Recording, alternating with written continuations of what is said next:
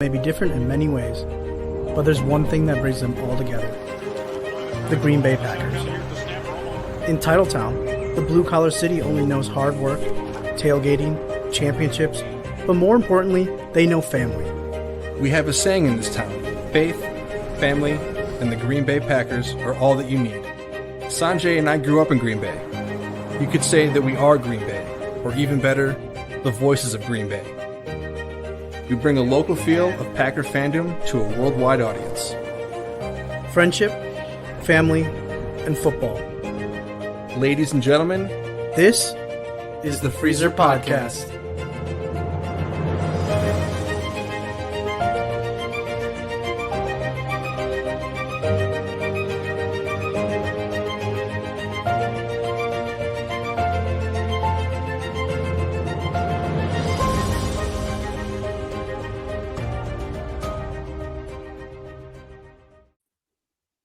We are back. This is the Freezer Podcast. Welcome aboard, everybody. I am Matt. This is Fred on the other side here, and we're coming to you live from our home studios. I did my best Sanjay impression there. I know there's only one, so you guys can just take what you can get there. But hey, guys, thank you for coming and checking us out tonight. We're going to try to dive into this game here real quick. We know that that's kind of the biggest topic on hand here. Fred, we're about 48 hours plus away from the loss. I think everybody has kind of had their own different ways of dealing with the negative energy following that loss. I know you and I were kind of chatting before the show here, but how are you doing post loss in London? Well, it's good to see you. Good to see you. I'm not shocked that Sanjay couldn't make the show, couldn't man up to the moment here. Just kidding. I think he's doing swimming lessons with Arjun, which believe me, I would pay much more money to watch him swim. I would too. I would say, it's interesting, man. We talked a little bit about it. I'm better, right? I'm better than I was. I'm feeling a little bit more zen about the situation, but that's because I've had those couple days to kind of like weigh your options, think about things, watch other teams play, assess the situations. I would say that though, ultimately, I feel like the concerns that I have for the team are a little bit more inward than they are outward at this point. And I think that comes back to everything that we've been hearing of the last couple days, some of the concerns, the rumblings, the locker room issues, Aaron Jones being pretty public about, hey, I would bet my money that, me or AJ can get in. Is there some unraveling happening within the organization, within that locker room, I should say, not the organization. And then I also think there's just a lot of question marks that we need to talk about and kind of figure out here with Mr. 12, because there's some issues here and we're not seeing improvements. A lot of people want to put blame on the defense. A lot of people want to put blame on the offense, and a lot of people want to put blame on the coaches. So I guess, to piggyback and kind of come back to you on this one, I would say, one, how are you feeling? Because I know you were a little upset. Let's be real, Matt. Don't act like you weren't. So tell the people a little bit how you're feeling and how you were feeling, because let's not sugarcoat it. And then two, where are you teeing off on your blame going into that game? All right, so 48 hours later, I'm still frustrated. I think I've calmed down a little bit. I'm sure if anybody follows me on Twitter, I've definitely posted more about the loss than I normally do. I found myself revisiting many thoughts that I ranted about on this show last week. And I think I even texted you guys in the group. I'm like, you could literally take that 3 minutes and just replay it on this show, and it would be completely relevant to what happened against the Giants. The same stuff happened. But I'm glad the show, we're not having it post game or even the day after, so I can maybe have a little bit more concise and clear thought here. So let's dive into it. We're obviously talking about the 27-22 loss the Packers took to the Giants over in London. Let's just go into the offense first, because that's where I do want to start. And I think some of my beef is there because I think I've probably been most vocal about them, and both sides of the coin kind of deserve equal blame here. So we'll go offense first. Big issue I had, and I continue to have, is And the reason why I think this is so frustrating for the fan base is that every game they've played in, you have, well, maybe except for the Viking game, you have seen the offense do something. And is it perfect? No, but they've moved the ball and they've scored and they've looked, coherent. They've looked like they've had a game plan. It looks like they had their shit together. And for whatever reason, when they come out in the second half, whether it's the defensive adjustments or it's just their entire approach, I don't know what it is. It's a different team, and I was just curious. So I looked into it, and in the second half of these games, third quarter, the Packers are averaging, or they've scored 17 total points, an average of 3 points per third quarter. 3 of the 5 third quarters they've played and they haven't scored in. When you look in the fourth quarter, they've scored 12 total points, 2 of which were a safety, which is 2.4 points per fourth quarter, and they've not scored in 3 of the 5. I really don't understand it. I don't know. It's so bizarre, and everyone is the different diagnoses for it. And I think the biggest one we can point to is getting away from the run. And I don't know how many more times on a Monday morning we all have to sit here and listen to LaFleur go, well, we need to get the ball to Aaron Jones more. At what point do you just do it? What's holding you back from making that happen? And I know there's some situational stuff that happened in, this game in London, and Rodgers went into detail about, particularly that 3 and out, and they liked the 3 plays they did. But it's just, this is a trend. It's been going on now, really the whole time LaFleur's been, coach here. They've had these games where they just vanish, and now it's happening every single game, and it's costing them games. I mean, as much as I would like to say, well, they could be 4-1 or 5-0, they've been close, but you could just easily say, well, they could easily be 1-4 after what they've been doing. So part of my angst and my anxiety about this is that there's no Devontae Adams where you can hang your hat on. Like, I always come back to that, like, in years past, like, yeah, slow start, but they got the guys, but they're still trying to find out who the primary pass catcher is. And if it's going to be Randall Cobb, okay, I don't know how far that's going to get you. It's a long time to go, and guys can rise up and fall. But I just feel like this team need to find their identity. They got to do it, and they needed to do it, in the preceding games. We're already into week 6 next week, and you got a feisty Jets team coming to town. So, what do you see, Fred, out there? I feel like, we have a lot of the similar thoughts in terms of what's going on here. Do you put this on, LaFleur and the play calling? Do you think it's Rodgers getting out of, certain play calls, which I've been critical of? What do you diagnose this as? Well, I'd first like to say that you were right.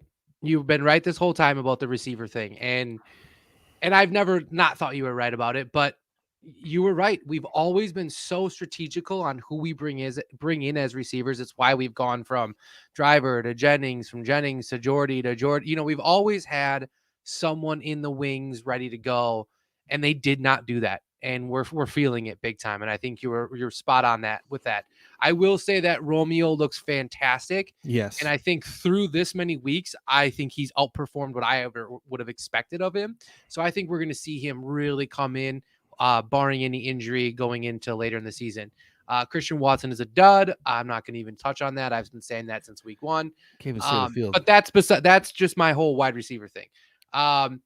To touch on who I think is at fault for it. So I think initially you want to think, it's no adjustments, bad play calling, right?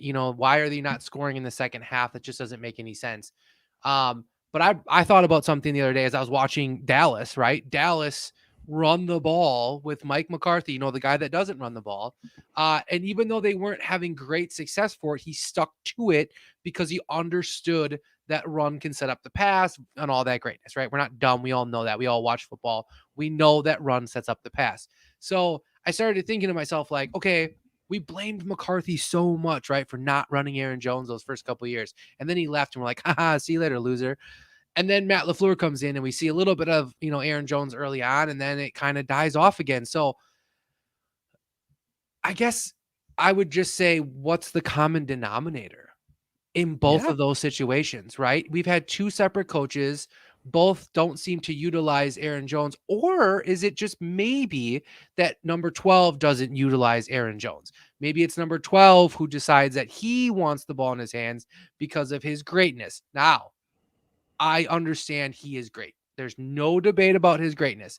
But at what point do you have to start, he's such a student of the game. He understands the game. That's what I don't understand about this situation, because as much as he might want the ball in his hands, he's got to know that running the ball makes more sense. He's got to know that running the ball is going to open up those opportunities for him to run play action, do the RPOs, all that goodness. So to touch on a couple people in the old Twitter world that I think made really great comments and then kind of back this whole run the ball situation story come up. Schneiderman, this is absolutely astonishing to me. That kills me. You have a running back who is first with yards per carry, and yet he's 19th with rushing attempts. Yep. I'm not a math guy. Okay, I'm not a math guy. I'm not going to act like I'm a math guy, but I feel like something's not adding up there. So that's number one. Why you're not giving a guy who's literally average, like, don't we always hear, you always want to get in that 3rd and 3, right? You want to be in the 3rd and 2, 3rd and 4. Yeah. Anything after that, it's just a little bit more difficult. This guy can get you to 2nd and 3 in the first run. Right away. Yeah. Right. And then guess what? Here's the kicker. If you give him the ball again, you'll get a first down. And isn't that really cool? It's a first down. So when you get a lot of those, then you drive down the field and you score points. That's what you think.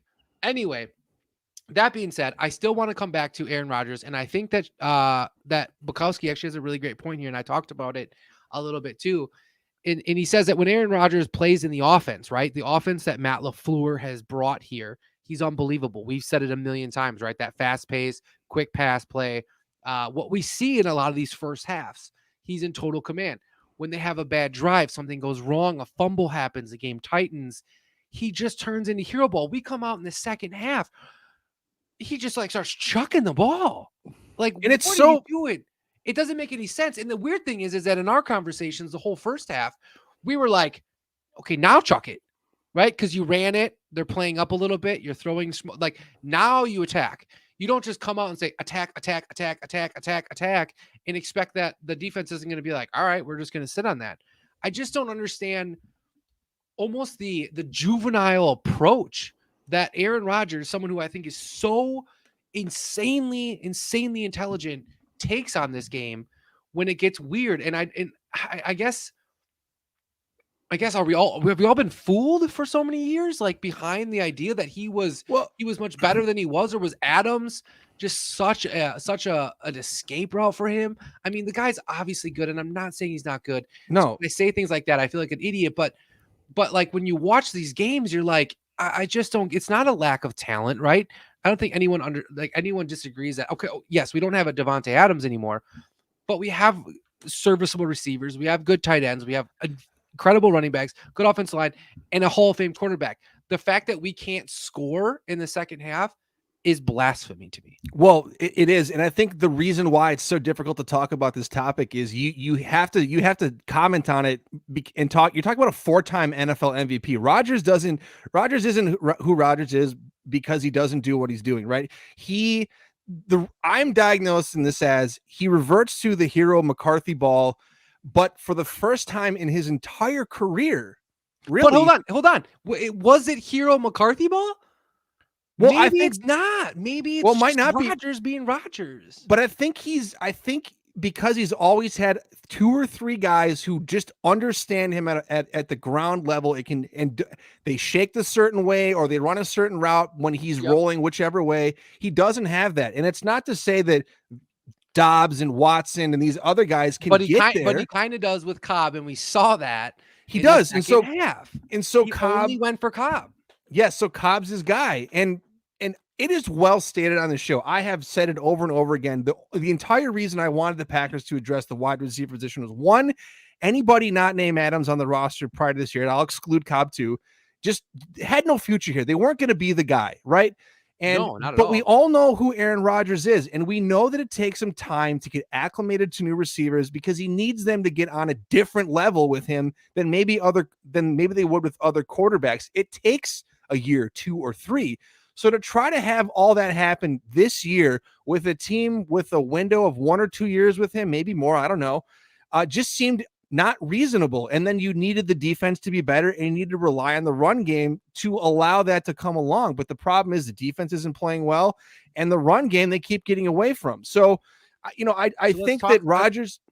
Well, I think Rodgers tries to lean into that. I don't want to call it a habit because it's one of his games in the Super Bowl of him getting out the pocket and improvising.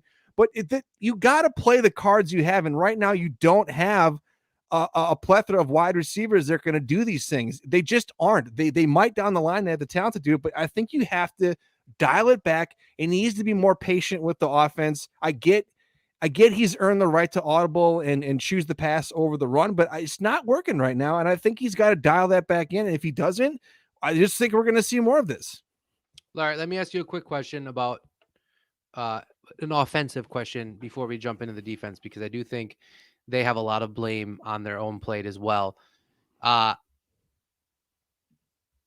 Would there be, let me see how I can phrase this.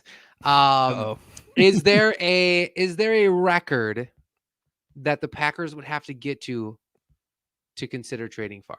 Or oh my God, Rodgers. Sorry, somebody said something about Favre on the chat. Yeah. Favre in my head.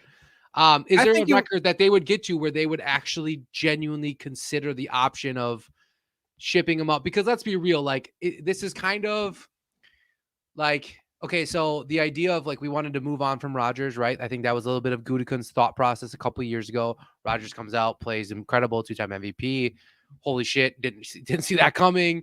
Now we're seeing, I think, what the regression was that maybe Gutekunst thought was there or could be there. And again, that's me, playing the perfect cards to everybody. But is there a record, like if we got to 3-6 or 3-7, where we say, because let's be honest, we could never just be like, we're going to switch to Jordan Love without it being an absolute just mayhem. So is there a record that you could see them trading, or is it just not on the table? I don't think it's on the table. I think if they're like 1-4 right now and they continue to bottom out, maybe, but I think the trade deadline's post week 8. So I think even if they lost the next 3 games and they were 3-5, like I still think that they wouldn't do it. Out of it. No. Okay. I was just curious. I don't know. I feel hypocritical harping on him so much, but also at the same time, you're making a shitload of money and they can't do certain things on the roster because you're making that much. So I think that comes with certain expectations. Well, and minimally one of them has to be, dude, you can't be the reason why we're not having success. Yes, you're also the reason we do, but you can't be the opposite. Yeah, you're afforded some slumpy times. I get it, but for 5 games to be a no-show in the second half is completely unacceptable. You can't have it. We teach this to kids all the time, right? Like if you're going to play quarterback, like you better be prepared to enjoy all the praise with all the absolute just, hatred that comes with that position. And the fact that, he's playing at such a shitty level, he's getting as much money as, like, you got to take that blame and you got to start looking inside on yourself. And I think that's a huge thing. Another thing that I wanted to bring up was, well, actually, I'll wait. Let's talk about the defense first. Well, just before we touch defense, I want to highlight again, and I know he went out with an injury, but Christian Watson, and I know, Fred, you're no fan of his, but the fact that they continue to use him strictly as Mr. End Around and bubble screen, and then use the second-round pick for Tyler Ervin. Exactly, and it's like, somebody tweeted that. Sorry, that's somebody else's tweet. It's true, though. I heard it, and I was like, holy shit, that's exactly true. It's like, number one, he dropped a pass 5 weeks ago. Get the hell over it and give him another shot. Just call his number and say, "Have we?" I don't give a damn what the coverage is. I'm throwing you the ball. Right. Let's see what happens. And how about just if he misses it again, then we say, "Okay, shut him down." Well, and Jacob Westendorf. I mean, I love him and his view on this because it's true. It's like he just needs to do wide receiver things, a slant, a post, an in-breaker, I don't know, something, and get him the ball. But it's like he's non-existent in the wide receiver game. And number 2, Dobbs needs to be the first read. I don't know how many times I got to see people screen clipping all 22 footage, and he's just wide open. Dude, that's moments after the snap. Get him the ball. That's what I'm saying. He is I think he's really freaking special. And I can go back to a tweet that I put out like week 1 where I said, Dobbs is going to literally make the fact that we drafted Christian Watson not a big deal because he's going to be so good. I think he has the potential. And I know that's like, and I wasn't on the Dobbs train early on, right? When everybody was like, oh, Romeo's the guy, like coming out of freaking training camp. I wasn't that guy, but I've seen him play now. I've watched his film. He has incredible talents of getting open, his release, finding the right kind of zones to sit in, and his after the catch is just incredible. And this is a rookie in week 5.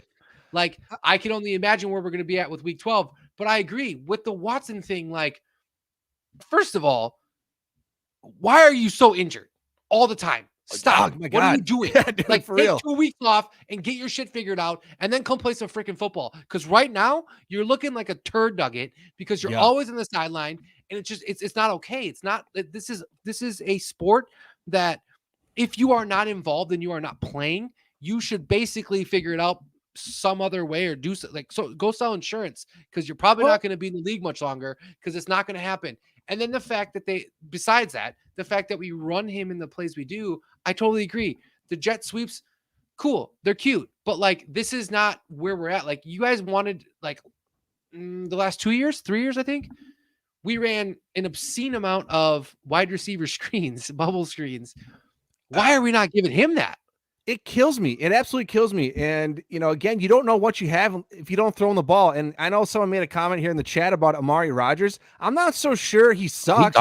It's just as much as he doesn't ever get a chance to be on the field or get the ball. I know he fumbles. He's not but it's two things, though. Here's the thing with Amari Rogers and here's the thing with receivers in general, right? I believe that receivers more than any player on the entire team are extremely like, I don't know, self-conscious or like egotistical or whatever you want to consider it. Like, whereas like if they drop a ball, right, they just cannot get it out of their head. Like, they're in their heads about so much. How much is that Aaron Rodgers haunting their thoughts? Absolutely, that too. But I think that was like we can go back to Devontae Adams, right? 3 years it took before he all of a sudden was like, no, I'm going to be a beast. Amari Rogers comes out, has a few drops, a couple fumbles. It's in his head now, right? So even when just watch him when he's about to return a kick, he looks scared. He looks timid. I was with a guy watching the game. It's a confidence issue. Christian Watson, I don't know if that's yet because we don't know because we haven't seen him catch a ball yet outside of whatever. But I mean, you gotta I don't think that letting him drop that huge play on his first ever game and then just shelving him, how does that help the guy's confidence? How does it help him? Brutal, absolutely brutal. That's like my kid, dropping his cheeseburger on the floor when he's eating it and saying, "Well, I guess you're not going to eat until you can figure it out." Like, no more food for you until you cannot. Like, he's going to be like, "I'm going to die. I'm going to starve." Like, these receivers are starving. Give him the ball. I don't care. Like, you don't have to throw a 9 route to him. Like you said, give him a slant route. Let him you got to get these guys' confidence going. And Aaron Rodgers can be such a prick about it and be like, you didn't catch that one ball. He is. Come that's on, the thing. Dude. If you're not going to get the ball to Watson or he's going to be on and off injured all year, then I'm sorry. I love Randall Cobb and I love Alan Lazard, but you ain't winning the Super Bowl if those two dudes are your top Alan Lazard does not look like a number one by any means. You have to get Dobbs involved, and he needs to be 1 or 2, not 3 or 4, 1 or 2. He's getting open. Please give him the ball. So I could spend all day talking about receivers. This shit pisses me off. I know. All right, let's move on. We'll go on to the defense, who by no means deserves any less blame than the offense does. I think maybe as much as passion as we speak about the offense, Fred, go ahead. You got some? No, I was just going to say this. I'm just going to preface everything because yes, they have not played well, but the fact that they have to endure, like, okay, it's two-edged sword here. Yeah. They let up these really long drives, and it sure as hell does not help when the offense comes out and goes 3 and out in 80 seconds and puts that defense right back on the field. I know that they should have probably never been there. They probably should have stopped that first drive. I get all that. I'm not giving them a pass by any means, but I definitely feel like the offense did not help that situation at all. And once it started, it was like a snowball, and all of a sudden we couldn't convert a first down. Our defense is coming back out half-gassed, and that's just it's just a recipe for disaster. Well, one of the biggest issues with the team so far is the fact that they do not play complementary football whatsoever. Rarely are the offense and the defense both producing at the same time. It's happened maybe a few, chunks of time throughout, but really it's been one or the other, and that's been a huge issue. Yeah. Quick question. When when is the last time you remember a full offense, defensive, and special teams game by the Green Bay Packers? I don't know. They're few and far between. Number one, I would say that the closest resemblance might have been like the Rams regular season win last year. Maybe going back to that like Raider game in 2019, LaFleur's for the all gas no break game, which ended up being the last time all gas no break was a thing. That was a one-time thing. We made all these goddamn t-shirts about it. They never did it again. No. They used all the gas. Then we had to get out into a war, and we're fucking screwed now. Thing was sucking gas down. Defensively, oddly enough, as much as I want to shit on them, I feel like they actually may have more of a chance to correct quicker because I feel like the problem is coaching. I feel like the scheme they're being put in and what they're being asked to do is bullshit, and it's not aiding.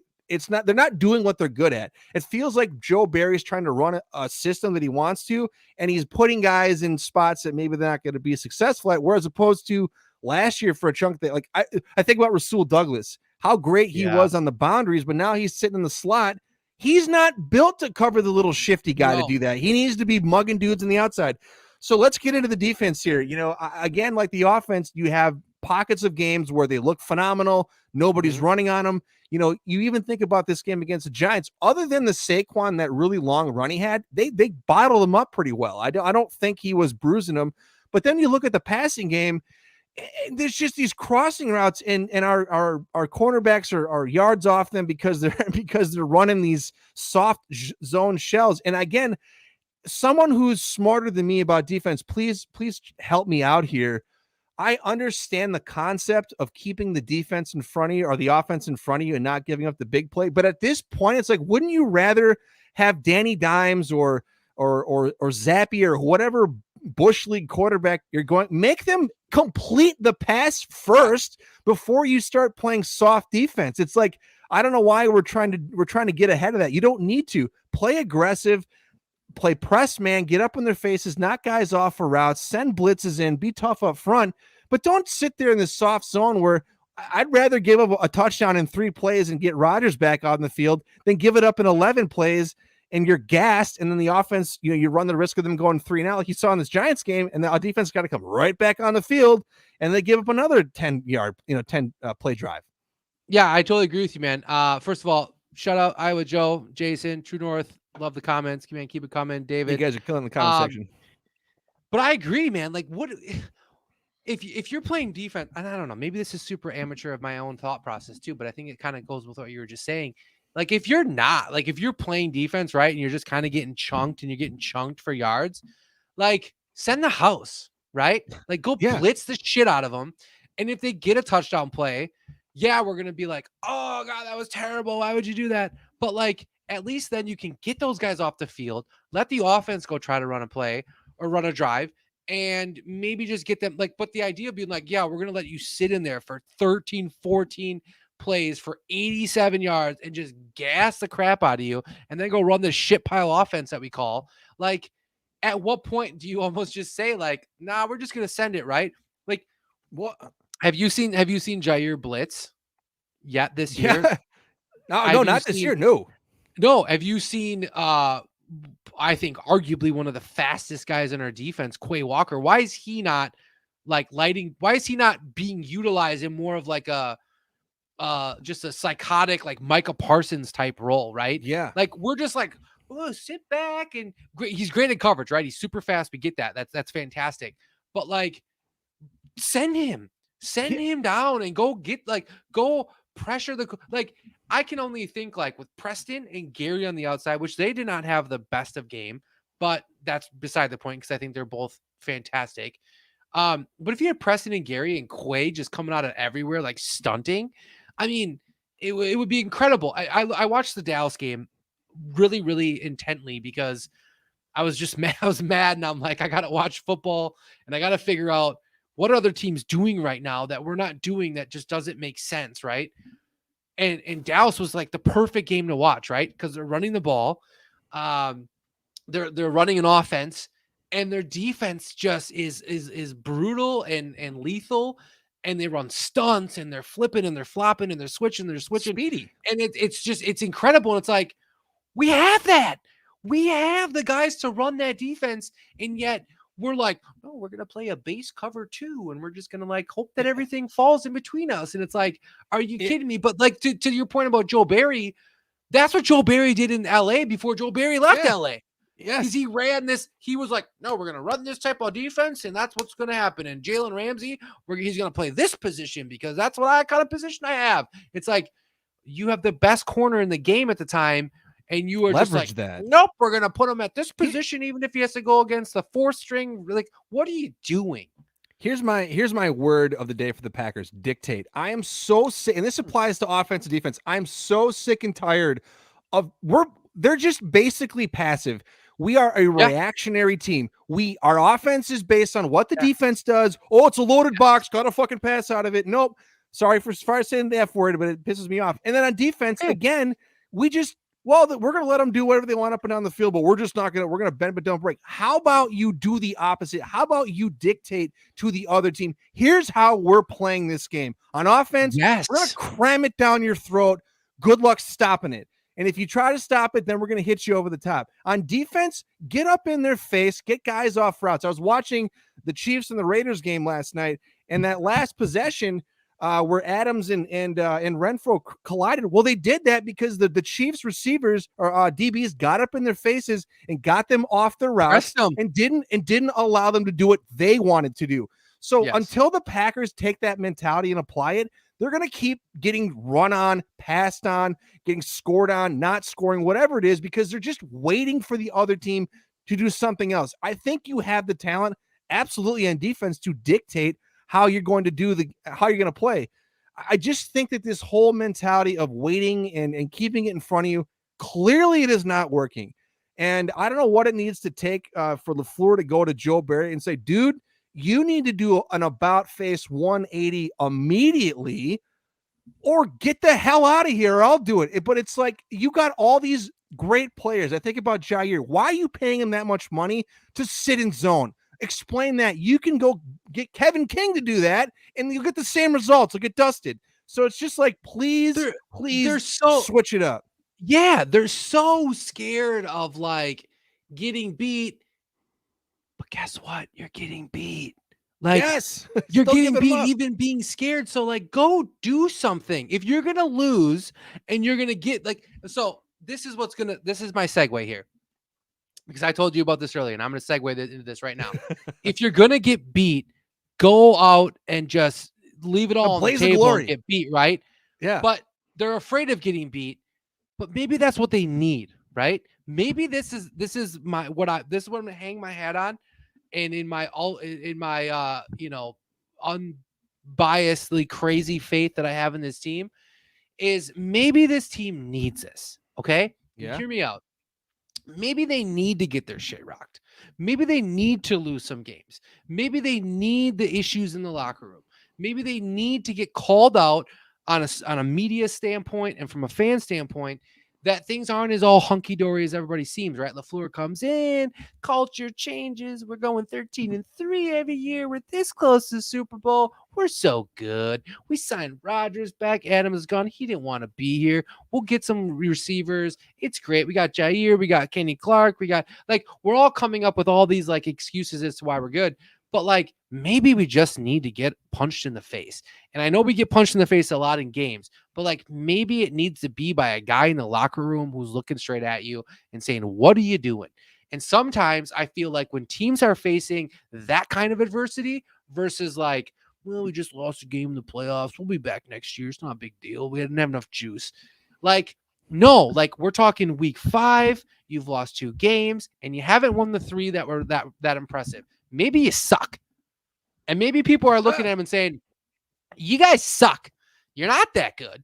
You're not that special. I don't care that you won the MVP the last 2 years. You don't run your running backs. Your offensive line is problemful. You don't do enough stuff on defense. You play a bunch of sally ball, and it's bullshit. And maybe people need to keep doing that. And maybe this team needs to stop going on the whole, well, we just, we're self-reflecting. We think that we're going to. No, dude. Like, the football is a game of inches and a game of changes. It's inches and changes all the time. The NFL changes constantly. And if you're not with it, you're just going to get left behind. The LaFleur system that came in 3-4 years ago was dynamic, and we should have won Super Bowls, but we didn't win Super Bowls. The league is different now, and you're still running the same bullshit because you're thinking we should have won 2 years ago. Let's get there on the same standards that we had 2 years ago. It's not going to work. You have to change. You look at teams around the league, you see the differences. You look at this team offensively in the first halves, they're incredible. They ran that play the other day. Was it this week or last week? I don't know. I'm tripping out. But was it the play where they faked it to Dillon and then faked it to DeGuara and then the Mercedes Lewis touchdown? Yeah, touchdown. Yeah. Why are you not running plays like that all the freaking time? There's the ingenuity we heard about. Nobody literally was like, it was a San Francisco play. It was a Sean McVay play. It was like nobody had any idea that was coming, and they used it once, and I'll guarantee you they won't use it again for the rest of the season. Why? Why? That's the thing. It's like I keep going back to it, but it's just like on defense. It's like, I understand if you have to go to more of a 2 shell and you're trying to prevent the big pass because you keep giving it up, but you're not giving it up. The teams aren't even doing it, and you're still doing it. And it's like, how often? I mean, I don't know how many more games you're going to sit there and go, well, I can't believe this isn't working. How is it that the rest of us here who aren't paid big bucks to figure this shit out are screaming and hollering and notice it? I don't get it whatsoever. To keep it on the defense, there are some good spots here. And I do want to call out Rashawn Gary. I know we talk about him off and on here. He's so good. God, Rasul Douglas took away 2 of his sacks. It kills me. And I wanted to go further out there, but it's like let her what loose, he's, baby. Let her loose. Well, I mean, he's on the scene now, and he's a force to be reckoned with. That's another guy. And you talked about Quay Walker about getting more creative with him. I think because Gary's so good, you can get more flexible and do some more things on the other side of the line now. And I believe that's the ticket in here. And not only that is in changing the defensive philosophy. I don't know if the run problems or stopping the run is because of the defenses they're running. I mean, I feel like they shouldn't have a problem with the beef they have up front. I think there's something to look at there. But you got the Jets coming to town, and if you look in the weeks after that, you do have to play the Commanders, who, like it or not, Carson Wentz can throw for a pile of yards and touchdowns. It happens, and we've all watched Packer football. We've seen the worst quarterbacks look like Joe Montana, and I'm not so certain that the Jets come in here all hyped up and they don't lay an egg. So to go back to what you're just talking about, I don't think teams are afraid of the Packers. They're not intimidated of the Packers. They don't care about coming to Lambeau in September or December. You have to make it that way again, and you got to start beating the shit out of some people. And it's like no time like the present, guys. Come on. Hey, when you mentioned beef on the defensive line, where's Devontae Wyatt? He's not even playing. That's a first-round pick. No one's talking about that, by the way. We had 2 first-round picks this year. One of them's playing, and you could argue he's being misused, and the other one's not getting on the field. So just wanted to touch on that because I feel like criticism on that can start anytime now. Anytime now. Yeah, that has blown my mind that has just completely went under the radar, and I just had to look it up because I was like, was he hurt? Because I feel like I didn't know if I didn't when people know that. say, well, they have Clark and they signed Jaron Reed and they got doesn't matter. That's great. We have those guys. Then don't draft them. Draft somebody else. We're in a position that we need. Come on. Doesn't matter. That guy needs to be playing. You are a first round pick. You need to get your ass out there and play. It's same with Watson. So that's a whole other issue we can talk about. But yeah, I mean, I don't know. It just feels like it feels to me like this team is kind of at that point where hold on now. I got to give Iowa Joe a little mention here. Thanks. I swear I didn't see it. Swear to God, I didn't see it either, Iowa Joe. Swear to God. But again, shout out to Iowa Joe for always being on it. Thank you, because I honestly did not even see that, and I just started looking at my phone because I was like, Where the heck has he been? There's a lot of great talent on this defense. So I do agree with what you said a while back, and that I do think that this is the one spot that can be fixed. But what I want to see from both the defense and even the offense is leadership. Somebody needs to be a leader. And offensively, it's not Aaron Rodgers. Okay. He should be 100% absolutely should accept that position. But frankly, I don't think he's good enough for that, and not good enough on the field. No, he's just not. Like, he has that like, don't have to do that kind of attitude. And that's here nor there. I mean, it is what it is. Like, I can come up with 50 reasons why I think that's bullshit. But then someone else step up. Okay. Like, someone else just step up.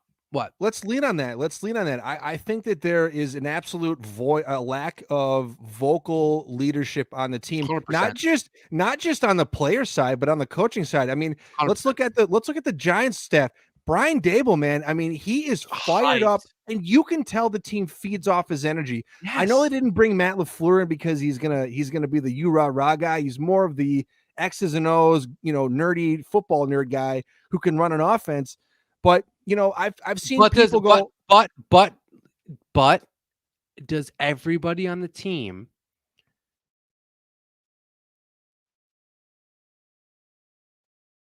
Oh, Fred, did I lose Fred? Are you there?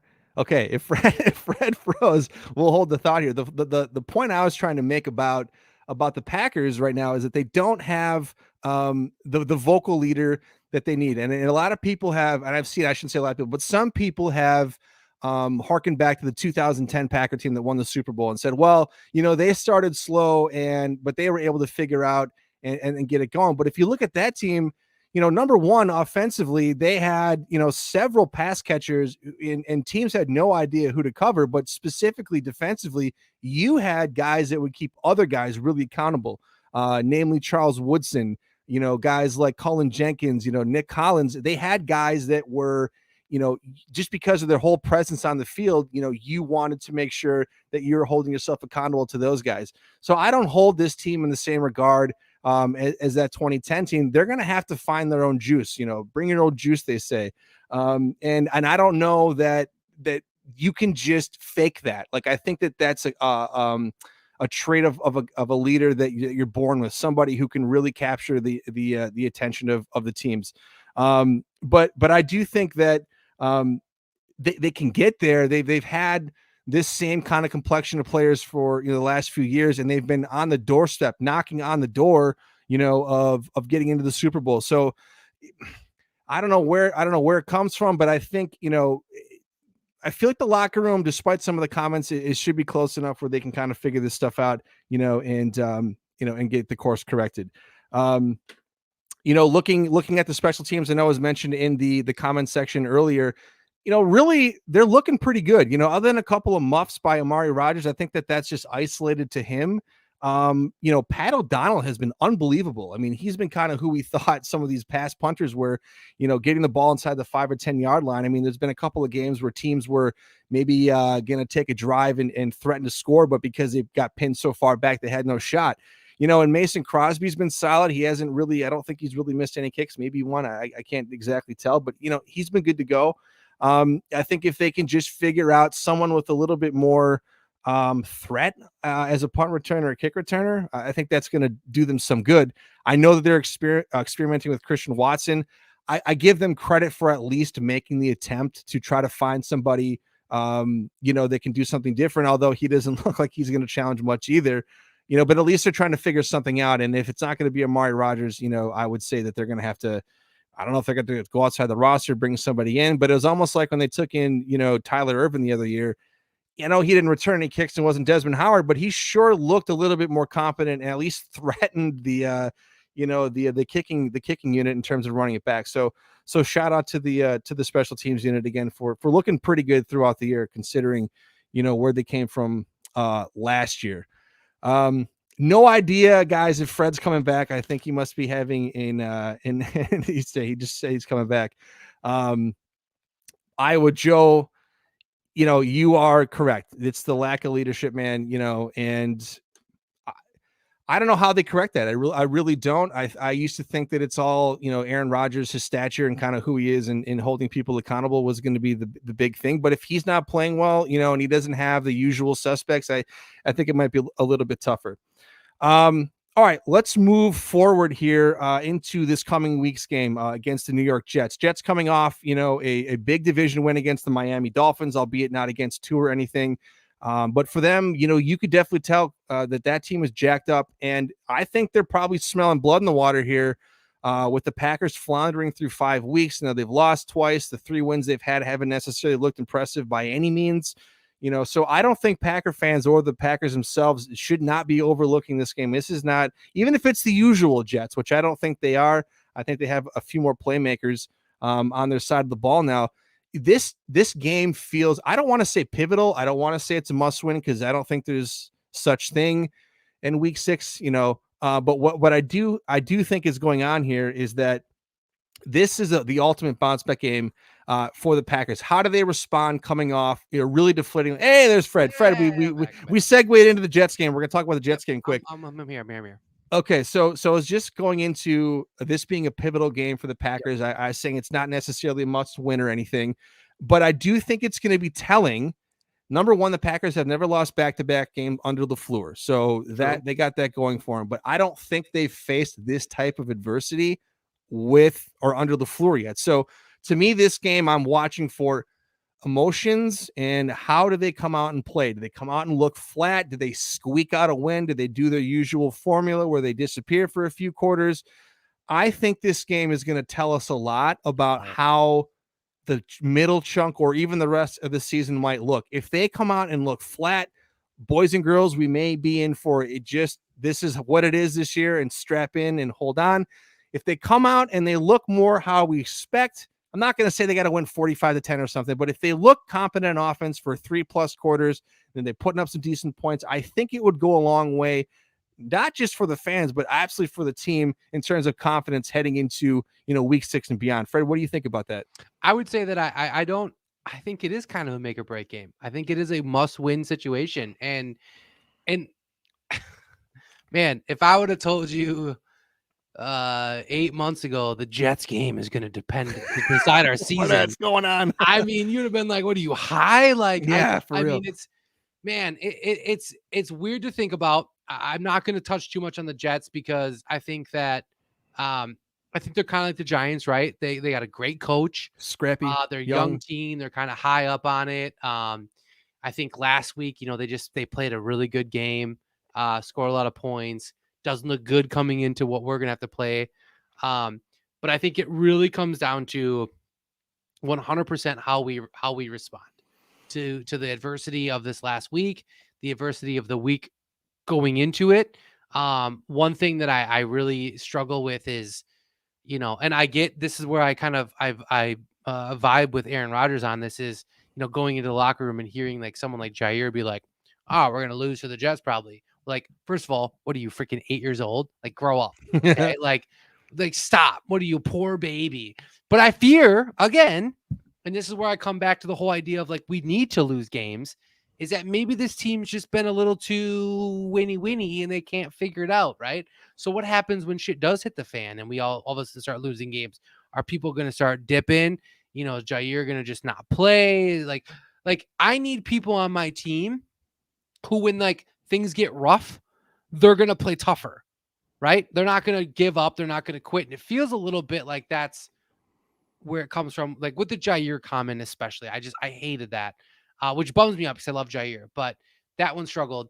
That being said, I mean, the media is in on the Packers. The fans are in on the Packers. And I think even some of the Packers are in on the Packers. So what are they going to do? Right? What's LaFleur going to do? I'm sick of hearing, well, I guess I didn't get them prepared enough for the Giants in London. Well, I guess I didn't have them prepared enough to travel all the way to San Francisco. Like, shut up. Yeah. This is your job, is to prepare the team. These are the biggest games. Hype them up. I don't know what it takes. And I'm not going to look. So I started earlier today. I was thinking to myself, like, what's different, right? What's different about this team as opposed to previous years? And like, why are we just not quite there? You know, I'm like, was it Devontae Adams? I mean, yeah, talent wise, for sure, he's super good. I'm like, well, is it Darius? Because he like kind of was a hype guy. I'm like, nah, because he sucked last year and he wasn't even a part of the team. So like, what is it? Like, why is this like, where is like this energy? I need energy from this team. I need hype. And why is it only hype when like things are really great? Like, I want hype when things are wrong. I want Aaron Rodgers to be just a little compassionate and passionate about the game. I don't see it. And so I'm really nervous. And I think what we see this week against the Jets, gosh, it sounds so ridiculous because we're week 6 and we're the Jets. But this literally is like, to me, a game that absolutely is going to dictate kind of how the rest of the season goes. It doesn't mean that if we lose, we're not going to make the playoffs. I'm just saying, I think we're really going to get a good read. And I hope that LaFleur, he needs to work too. But I hope that LaFleur and Gutekunst really take notice of how the players are responding and their demeanor within it, because if they want to build a culture and a winning team, I don't think having players sulking and lose against these guys because we suck, like, grow the fuck up. Yeah, their ship is taking on water, and they have to plug the hole now. I think if you don't come out and I'll say convincingly win. So let's say a 2-score game, and you just squeak one out, 27-24, 20-23, whatever it is, or you lose, I do fear what happens next, because look at the schedule. Right now, they're in the tail end of what I would consider to be a pretty favorable 6 to 7 game start to the season. And right now they're 3-2. They're 3-2. We all thought they'd be 6-1 head into Buffalo. But if you look at that schedule, I'm even going to say the Commanders, could be a problem. It's a road game, and they do have some weapons on offense, and they don't have necessarily I said terrible defense. Lose one of these games. I knew we would lose one of these games. But after that Commanders game, okay, you're at Buffalo, at Detroit, where we always play like shit. Then you got the Cowboys coming to town who are playing great. Then you got to go play Tennessee, who's, you don't know what you're going to get. They could be good. Philly's 5-0 right now. And then you end at the crappy Bears before you bye. So it's only 2 bye weeks. But this next month, guys, is important as it's going to get. This will define the season. If they get beat up and they don't play well the next 5 or 6 games, it's done. They're an 8-win team, and that's all she wrote. You know what else I think is, and sorry, I'm going to keep going back to this. Do it. Just the thought process and like the adversity and who these players are. I hate to say this, but I feel like if we lose to the Jets, which again is possible, you're going to start seeing guys like, I got hamstring issue. It could unravel. I got an ankle issue. All of a sudden, Jair's not playing the rest of the season because he's, I'm kind of hurt. I feel like that's kind of the mentality of the team. And that's part of having a young team, right? And we have Packers have had young team for a very long time. So I get that, but I'm just concerned with like how this team can take on adversity. I don't know if we're built for it yet. And they're young, and particularly on offense, and so they got to figure this out quick. I want to say this, like, about my own fandom. Like, everyone's different. Like, I've grown up in Green Bay. Like, I bleed green and gold. I love the Packers, and I'm critical of them because I care, right? And because I'm going to be here in 30 years when these guys are all retired and doing their own thing. So we're at the tail end of this window that we're in with Aaron Rodgers, and it would mean the world to me, and I know the rest of the fan base, for them to cash another Super Bowl in. And so I feel like I'm looking at these seasons not by a game by game basis, but more so like, what are they going to do? And you heard me say, you're probably sick of hearing it. Well, what's going to be different come January? And that's, to me, what really matters. And to this comment right here, this just feels different, because at least in past years when they had slow starts, they would cream a team or two and score 45 points, maybe give up 30, but you saw like, oh, the offense is still there. They'll just get in their groove and they'll get going. But even in the games where the offense has played well, it not necessarily hasn't been barn burner, light the world on fire. It's very methodical. At times they can get chunk plays, but nothing's coming easy. And like you said, it just feels different. And that's my worry, is that they're not going to necessarily figure it out enough to truly contend in the playoffs. They might make the playoffs and be a wild card team, but it's how you're playing leading up into it. And we have a lot of time to go. And so I'm not trying to say bury them or anything of the sort, but I do have a genuine worry. And that's why, as crazy as it sounds, I think we got to see them just beat the piss out of the Jets, or at least look really good and sharp for a bit, to give themselves the confidence. Screw me and you and everybody else. I think they need to see it and remind themselves, hey, we've won 13 games 3 years in a row, whatever it is, and have looked great for a reason, because we are good. We do have the talent, and sometimes you forget that, and you got to remind yourself. So I don't know, man. I think this week, I said it's maybe not a must-win pivotal. Maybe it is, and it's going to be really crucial 100% for them in terms of getting a springboard onto, figuring it out. It's 100%. And I'll go back to, something that I've talked about since week 1, and that's that we are week 5, right? Like, we're not in, like, this isn't week 9, 10, 11, 12, where it's like, oh, we're just not even going to. The cream's starting to rise to the top. There's obviously but this is it. Like, to me, like, week 6 to 8, is where everything's it's got to start happening, right? Like, cream of the top, the bag goes down. We start to figure out, okay, these are the teams that are going to start contending for playoff positions, things like that. That being said, I really truly feel like this game is super pivotal, because we've seen crap. It's been crap. We need to see something different. And I don't think that the Jets are an absolute walkover team. I think Zach Wilson is super young, and I think we can do something there, like with Rashawn Gary, and kind of mess with his head a little bit.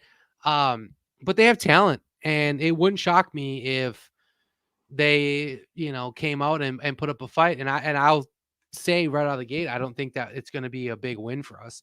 I think it's going to. I don't think it is either. It's going to be a very close one, and that alone, regardless of a win or not a win, is a concern. Yeah, I'm with you. Yeah, screw Sanjay. We love Sanjay, but it was quieter. I echo everything you just said, Fred. I think that it's no time like the present. I don't expect them to put up 40 points and win by 20. I really don't. I think they'll win the game. I think they're going to squeak it out. And if they don't and they blow them out, awesome. That's what we're looking for. But just being realistic based off what we've seen, I really have no reason to think they're going to do that. What I'm looking for is the adjustments. Okay. I want to see Aaron Jones get 15, 20 carries. Yep. The defense, just try it out, Joe Barry. And if they throw a bunch of 40, 50, 60-yard bombs, fine. Then go back to your stupid passive defense. But come on, man, you gotta roll the dice here. I think as a fan base, we'd be okay with that, right? Like, I mean, I don't know. Yeah, I would accept it. At least they're trying. The people in the chat, but I mean, I think I would be okay with getting burned deep, because we went after something at this point, because I feel like we just play nanny ball, and it's like, dude, like, we get dictated too. We get pushed around, and we like I said, we react to the other team offensively and defensively instead of making them react to us. And that, I think that's a huge problem in the formula. So, all right, drop that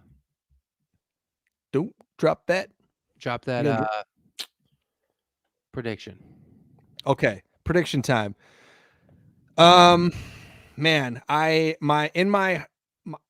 want them to win big. I just don't think they're going to. I think they're going to win this game. I think that maybe they do the quick start. They have a decent first half, and instead of scoring no points in the second half, they score 7 to 10, which would be a good improvement. What? Wait, do you really think that they play one half of football again? Like, they just can't, right? They can't. I didn't think they would. I didn't do it this week. I was stunned. But I think their backs are so up against the wall, and they know, okay, we cannot do that again. And you're in front of the home crowd in Lambeau. I'm sorry, they'll boo you. They're finicky. That crowd is finicky, and if it's getting stuffy, they'll let you know it. So if I gotta land on a score here, man, I'm gonna go ahead and say it's gonna be 27-20. I think it's a similar score to this last week. I think it's close, but I think maybe in the end a couple of field goals squeak it out for us. Good call. I'm like in that same range. Gosh, I wish I could feel confident and be like 31-10 or something like that. But I too. feel I've a tried little that. nervous about it. You know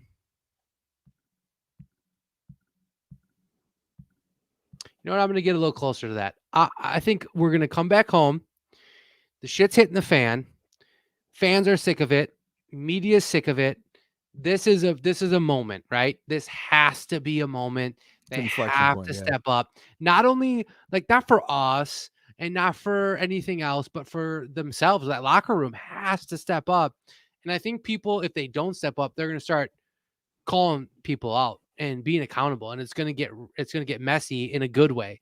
That being said, I want to say that we are going to win the game 28-13. Okay. I would dig that greatly. I think we will have an early start and we will finish the game for the first and that's time it this year. Finish it. And I don't need it to be a 40-point game. Just finish the game. I'm talking you put up like 17 and then you just continue to go like 17. And by finish you mean not just win, but defend your lead and finish the game. Yes. And score points. Like, yes. I want you to hold them while also like maybe get a touchdown and maybe a field goal in the second half. Yep. And guess I'm with what? you, man. That's not that. Like, that's not too much to ask. It's not. And hey, even Sanjay's in here. He's thinking 30-20 pack. So even he feels a little bit better about the prospect. Lose. I know, right? I thought maybe he would. So, well, next week we'll be back, and I would Joe your prediction. Yeah, I wouldn't be shocked if some boo birds come out, particularly if it's a slow start and they don't start handing the ball off to Aaron Jones. You'll see some people get pretty pissed off quick. I'll be there in attendance, so I'll give you a street level account of what all went down. So we'll report back. We've welcomed our stay here. So we want to thank everybody who's jumped in the chat today. Great action, people having side chats and comments and providing some stuff for us. So we appreciate everybody coming through here. I would Joe, Jason, True North, my mom, David, Sanjay. I mean, everybody. Will, everybody in here. You guys, like, thank you for being a part of it. I know things are crazy because we're at 6 o'clock now. We're not at 7 o'clock. People are still heading home, but you guys still make it to all the shows, and we're super grateful for it. Yeah, we got a lot of love for you guys, always coming, hanging out, and giving us some stuff to talk about. So appreciate that as always. So we'll be back next week. Should have the three of us, I believe. If not, we'll do our best to job anyways. But Fred, any closing comments? You good to go? For the love of God, just win the game, baby. Just win the game, man. Just win the damn game. Let's get back on the win trend. I want to be back here next week talking about a 4-2 team and going to Washington, taking on the Commanders. So with that said, I'm Matt. That is Fred. We'll see you guys next week. Go Pack, go.